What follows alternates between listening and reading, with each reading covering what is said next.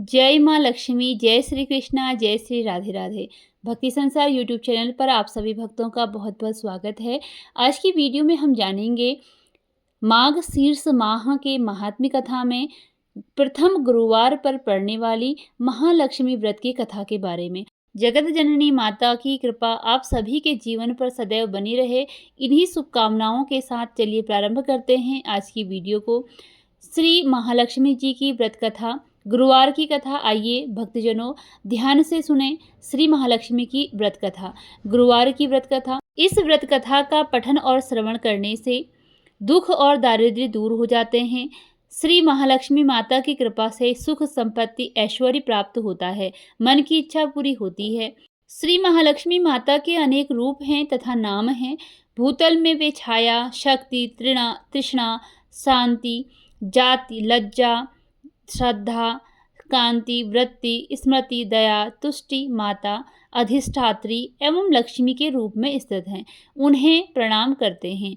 कैलाश पर्वत पर पार्वती, क्षीर सागर में सिंधु कन्या, स्वर्गलोक में महालक्ष्मी, भूलोक में लक्ष्मी, ब्रह्मलोक में सावित्री, ग्वालों में राधिका, वृंदावन में रासेश्वरी, चंदन वन में चंद्रा, चंपक वन में गिरजा, पद्म वन में पद्मा, मल्टी वन में मालती, कुंदन वन में कुंददंती, केतकी वन में सुशीला, कंदब वन में कंदब माला, राजप्रसाद में राजलक्ष्मी और घर घर में गृह लक्ष्मी इन विभिन्न नामों से पहचानी जाती हैं।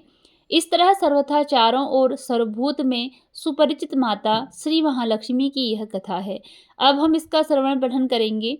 भारतवर्ष के सौराष्ट्र देश में द्वापर युग की यह कहानी हुई है। सौराष्ट्र में उस समय भद्रश्रवा नाम के राजा थे। वे बड़े पराक्रमी राजा थे। 4 वेद, 6 शास्त्र, 18 पुराणों का उन्हें ज्ञान था। उनकी रानी का नाम सुरत चंद्रिका था।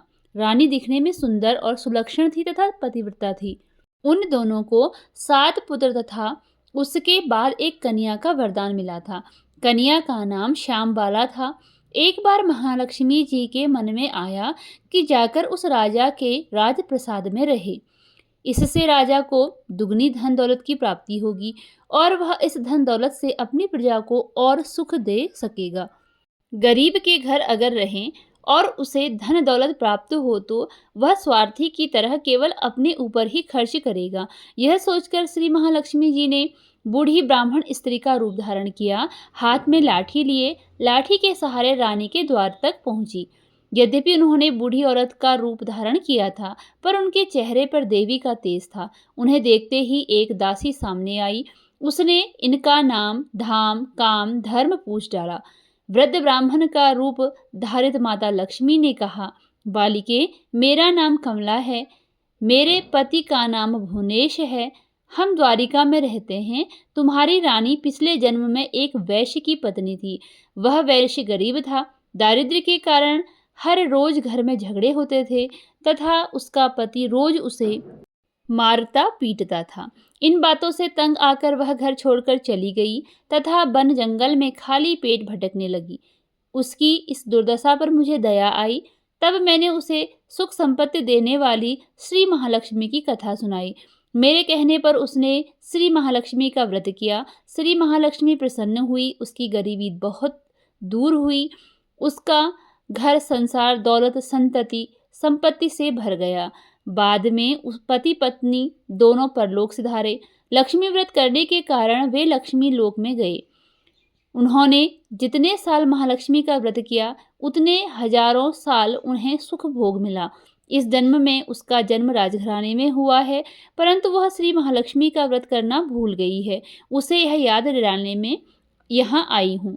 बुढ़िया की यह सब बातें सुनकर दासी ने उन्हें प्रणाम किया तथा श्री महालक्ष्मी का व्रत किस तरह किया जाए इस बारे में पूछा। बुढ़िया रूप धारण किए हुए श्री महालक्ष्मी माता ने दासी को पूजा की विधि तथा महिमा बताई। इसके बाद वह दासी माता को प्रणाम कर रानी को बताने अंदर चली गई। राजवैभव में रहते हुए रानी को अपने ऐश्वर्य का बहुत घमंड हुआ था। संपत्ति तथा अधिकार की वजह से वह उन्मत्त हो गई थी। दासी द्वारा बताई गई बुढ़िया की बातें सुनकर वह आग बबूला होकर राजद्वार पर आकर बुढ़िया रूपी श्री महालक्ष्मी पर बरस पड़ी।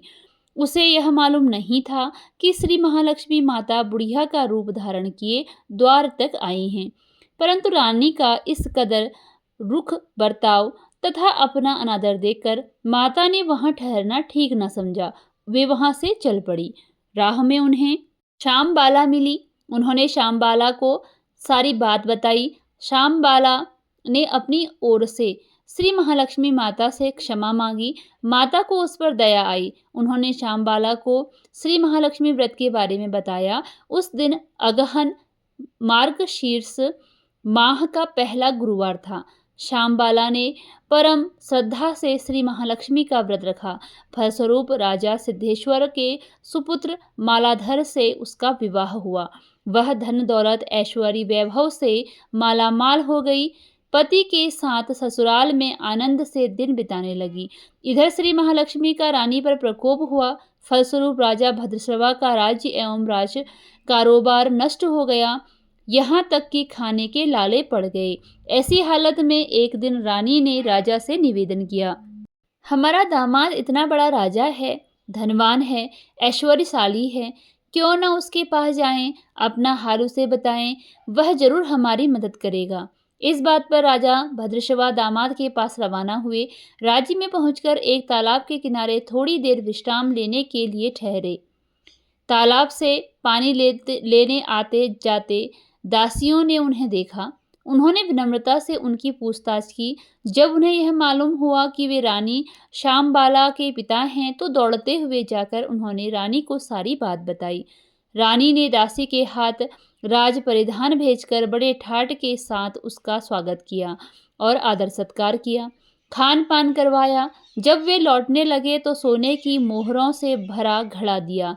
राजा भद्रश्रवा जब वापस लौटे तो उन्हें देखकर रानी सूरत चंद्रिका खुश हुई। उन्होंने सोने के मोहरों से भरे घड़े का मुंह खोला, पर हाय भगवान, घड़े में धन के बदले कोयले मिले। यह सब श्री महालक्ष्मी के प्रकोप से हुआ। इस प्रकार दुर्दशा में और कई दिन बीत गए। इस बार रानी स्वयं अपनी कन्या के पास गई। वह दिन अगहन मास का अंतिम गुरुवार था। श्यामबाला ने श्री महालक्ष्मी का व्रत किया, पूजा की, अपनी माता से भी व्रत करवाया। इसके बाद रानी अपने घर आई। श्री महालक्ष्मी जी का व्रत रखने पर उसे फिर से अपना राजपाट, धन दौलत, ऐश्वर्य प्राप्त हुआ। वह फिर से सुख शांति आनंदमय जीवन बिताने लगी। कुछ दिनों बाद राजकन्या श्यामबाला अपने पिता के घर आई। उसे अपने घर देखकर सूरत चंद्रिका को पुरानी बातें याद आ गई।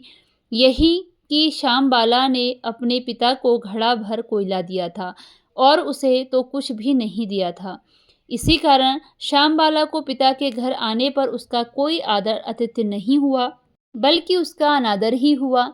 पर उसने इस बात का बुरा नहीं माना।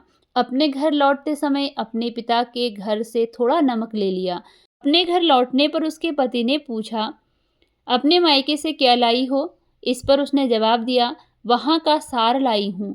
पति ने पूछा, इसका मतलब क्या हुआ? श्यामबाला ने कहा, थोड़ा धीरज रखें, सब मालूम हो जाएगा। उस दिन श्यामबाला ने सारा भोजन नमक डाले बिना पकाया और परोसा। पति ने खाना चखा। सारा खाना नमक बिना था, इसलिए स्वाद न आया। फिर श्यामबाला ने थाली में नमक डाला, इससे सारा भोजन स्वादिष्ट लगने लगा। तब श्यामबाला ने पति से कहा, यही है वह मायके से लाया हुआ सार।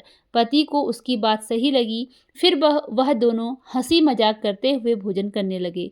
कहा गया है कि इस तरह जो कोई श्रद्धा भाव से श्री महालक्ष्मी की पूजा करे, उसे माता की कृपा प्राप्त होती है, सुख संपत्ति शांति प्राप्त होती है और सभी मनोकामनाएं पूरी होती हैं। परंतु यह सब प्राप्त होने पर माता की पूजा को भूलना नहीं चाहिए। हर गुरुवार को व्रत पाठ अवश्य करना चाहिए। इस तरह श्री महालक्ष्मी की महिमा भक्तों की मनोकामना पूरी करती है। इस प्रकार श्री महालक्ष्मी जी की गुरुवार की कथा संपूर्ण होती है। आप सभी भक्तों के जीवन पर महालक्ष्मी की कृपा सदैव बनी रहे, इसी शुभकामना के साथ विदा लेती हूँ। मिलते हैं अगली वीडियो में। धन्यवाद।